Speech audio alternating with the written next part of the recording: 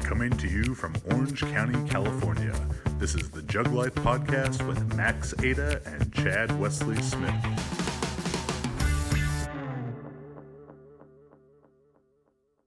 So who is familiar, by a show of hands, through our YouTube, books, all that stuff, with the concept of phase potentiation?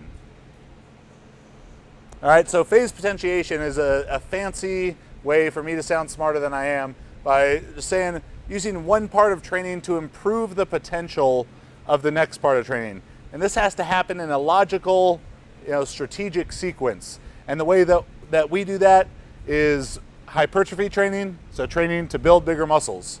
We take those bigger muscles into a strength phase, and teach those bigger muscles how to produce more force. Then we take those bigger, more force-producing muscles into a peaking phase and hone the neural qualities of the one rep max and the technical execution of 1 rep max, straight bar, 2 depth squat in whatever your competition equipment is, pause bench press, deadlift from the floor, no straps, all that stuff.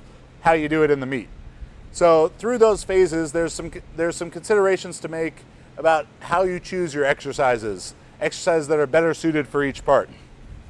So during hypertrophy, what we're trying to do is add volume, and we're trying to overload your volume generally in the range of about 60 to 75% intensity for sets of 6 to 12 reps. And the more work you can do in that range, the more muscle you're going to be able to build. And the principle of overload, principle number 2, our second most important priority in the scientific principles of strength training, which read the book, watch the video series, a lot of info there, a lot more than I can talk about today.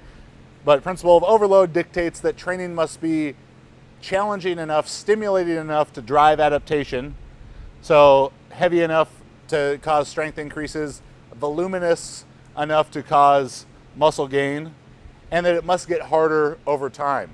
So in this hypertrophy phase, we're going to do more volume, more volume, more volume. And you can achieve that several different ways. You could do the same sets and reps with more weight. You could do more reps per set for the same number of sets and the same weight. You could do more sets at the same weight and the same reps, or a little bit of a combination of 2 or 3 of those.